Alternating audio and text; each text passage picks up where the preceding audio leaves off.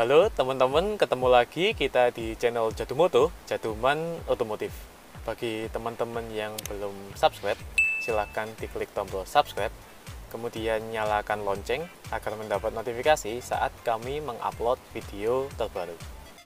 Di video kali ini kita akan sedikit sharing tentang beberapa bahan yang sering digunakan pada servis berkala, di mana pada dasarnya sifat dari bahan-bahan ini adalah opsional, boleh pakai, boleh tidak.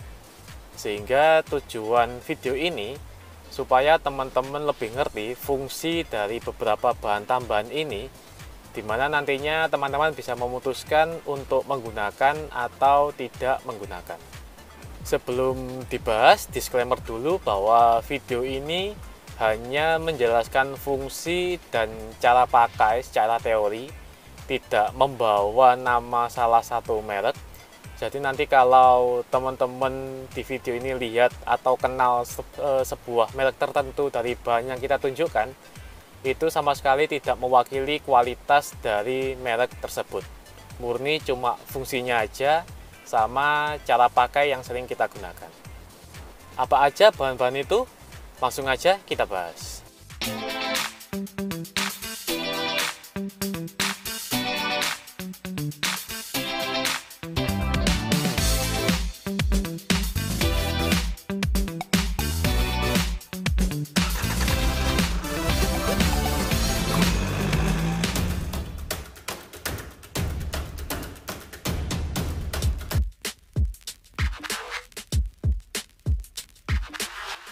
Bahan yang pertama sering digunakan pada saat proses penggantian oli, perawatan berkala saat proses penggantian oli. Barangnya ada dua, yaitu engine flush dan oil optimizer. Yang pertama adalah engine flush. Pada dasarnya, engine flush ini fungsinya untuk mengencerkan oli sebelum ditap. Sehingga harapannya saat kita menggunakan engine flush, bercak-bercak atau kerak-kerak oli yang menempel di mesin itu bisa rontok, bisa larut, kemudian ikut terbuang saat proses pengetapan oli mesin. Bahan yang kedua biasanya disebut oil optimizer. Kebalikan dari engine flush, pada dasarnya fungsi oil optimizer adalah menciptakan film atau lapisan tipis oli pada mesin, sehingga melindungi mesin dari gesekan antara besi dan besi. Jadi oil optimizer dan engine flush ini sebenarnya satu paket ya. Yang satu untuk memberi lapisan pada mesin, saat proses pengetapan lapisan itu dilarutkan lagi menggunakan engine flush.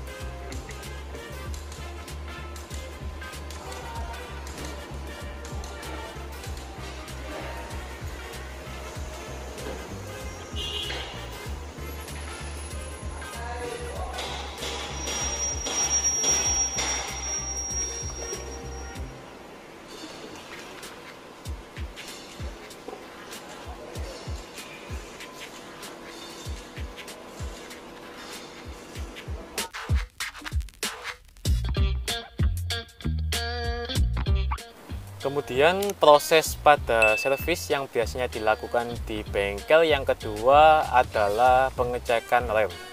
Untuk pengecekan rem, bahan yang sering digunakan adalah seperti ini. Ini adalah brake cleaner atau pembersih rem ya. Jadi fungsinya untuk membersihkan kampas, untuk membersihkan disc brake, untuk membersihkan bagian-bagian dari rem. Sebenarnya dalam kita membersihkan rem itu bisa dengan berbagai cara. Bisa kita cuci dengan air, kemudian kita keringkan, kemudian bisa kita semprot dengan angin bertekanan, atau opsionalnya bisa menggunakan brake cleaner ini.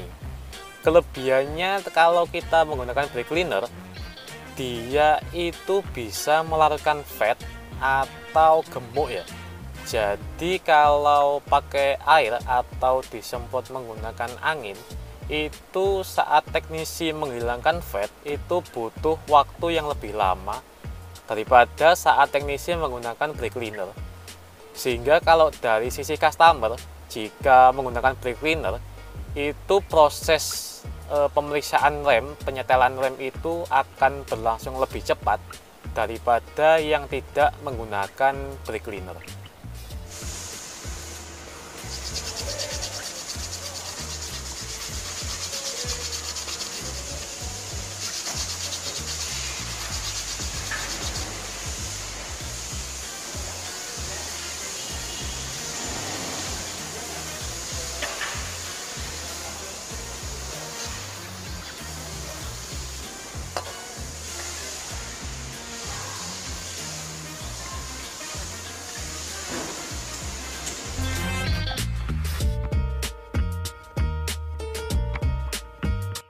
Setelah oli, kemudian rem, kemudian proses ketiga yang sering dilakukan pada servis berkala adalah pemeriksaan interior. Saat teknisi memeriksa interior, biasanya sering menggunakan bahan seperti ini. Ini bisa disebut silikon spray ya.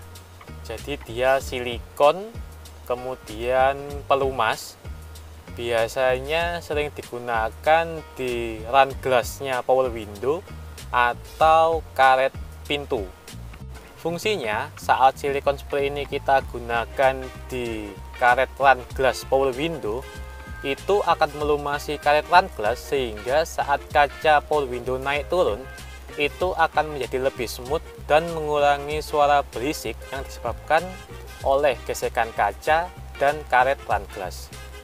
Kemudian kalau kita gunakan di karet pintu, dia akan membantu karet pintu supaya tidak cepat mengeras.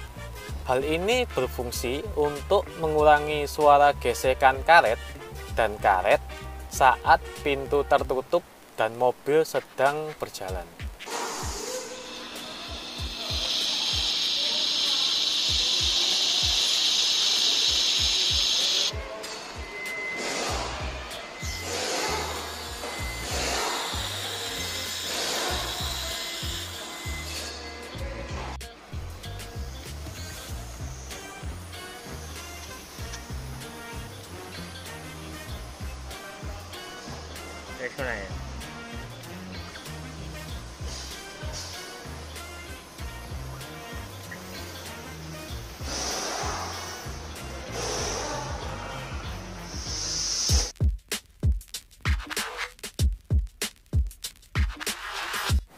Proses selanjutnya adalah pemeriksaan mesin. Untuk pemeriksaan mesin diesel yang sering kita gunakan adalah chamber clean diesel seperti ini. Jadi ini chamber clean ini nanti akan dimasukkan ke ruang bakar bersamaan dengan mesin kondisi idle. Dengan memasukkan chamber clean ke dalam mesin melalui manifold saat mesin kondisi hidup, harapannya adalah chamber clean ini mampu melarutkan kotoran yang ada di manifold. Kemudian kotoran itu akan dibawa masuk ke ruang bakar, kemudian ikut terbakar di ruang bakar, kemudian dikeluarkan lewat exhaust. Jadi secara fungsi dasar, chamber clean ini adalah untuk membersihkan manifold dan ruang bakar.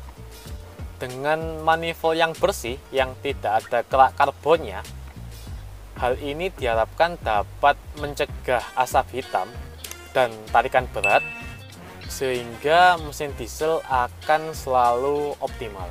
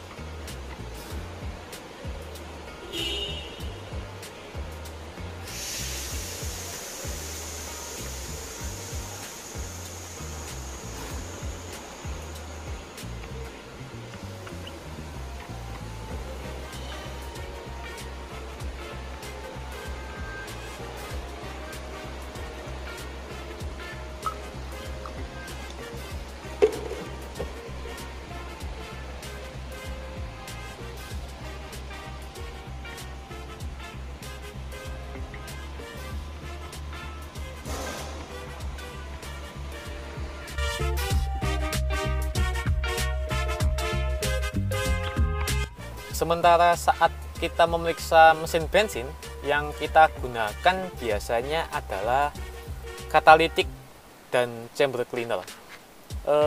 Cara pakainya sih mirip sama yang chamber clean untuk diesel. Dia juga dimasukkan ke mesin saat mesin kondisi hidup. Bedanya, saat kita memasukkan catalytic cleaner, itu mesin harus dijaga pada RPM 2000 sampai 2500. Catalytic cleaner ini akan kita masukkan melalui throttle, kemudian masuk ke manifold, kemudian masuk lagi ke ruang bakar.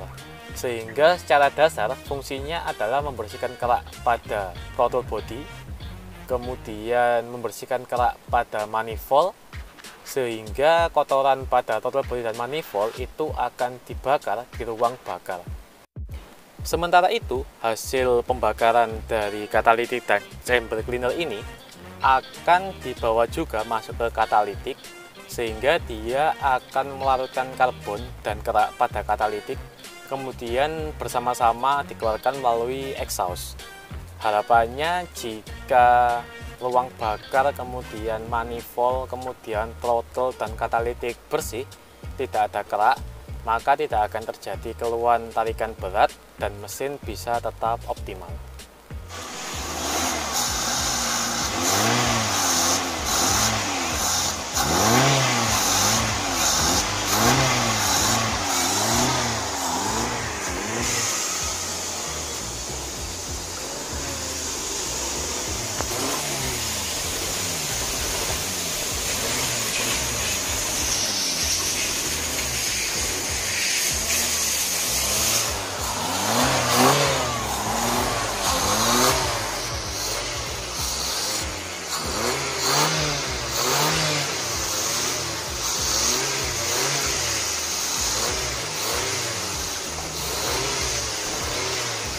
Oke,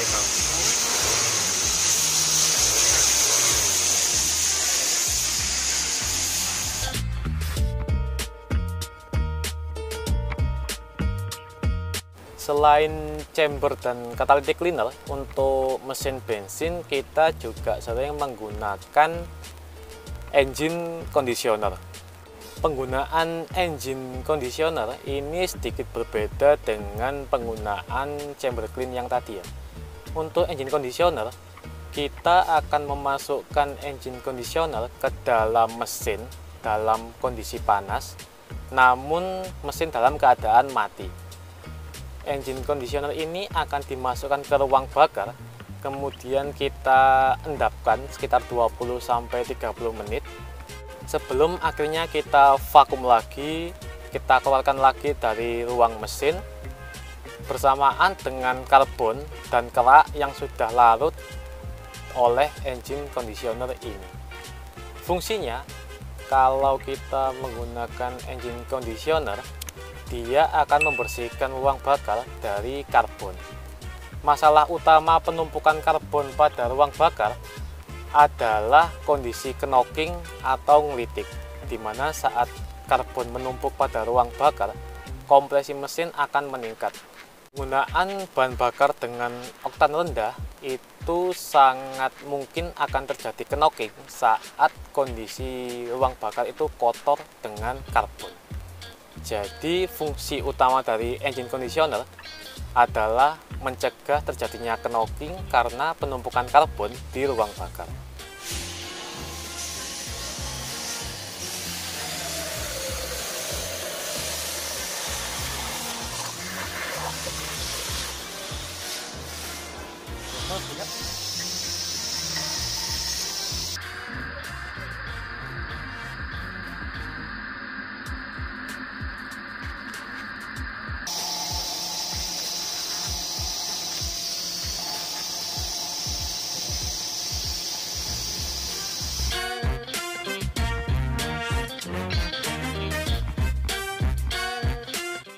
Kira-kira itu dulu beberapa bahan tambahan yang sering digunakan pada servis berkala. Sekali lagi, video ini sama sekali tidak mewakili sebuah merek, tidak mewakili sebuah brand. Jadi kalau tadi kita menunjukkan suatu merek atau brand tertentu, itu sama sekali tidak menggambarkan kualitasnya. Dan juga perlu diingat bahwa bahan-bahan tambahan ini sifatnya opsional. Customer boleh menentukan dia akan menggunakan atau tidak menggunakan. Walaupun kadangkala memang SA itu mengarahkan kalau ada keluhan tertentu seperti ngelitik atau knocking tadi, disarankan memang menggunakan engine conditioner. Tapi pada dasarnya bahan-bahan tambahan tadi tetap sifatnya opsional sesuai persetujuan customer. Semoga video kali ini bermanfaat. Boleh di like, kemudian kalau ada pertanyaan langsung aja ngobrol di kolom komentar. Kemudian jika memang bermanfaat boleh di share ke teman-teman agar teman-teman mendapat info seperti yang teman-teman dapat. Terima kasih telah menyaksikan video kami.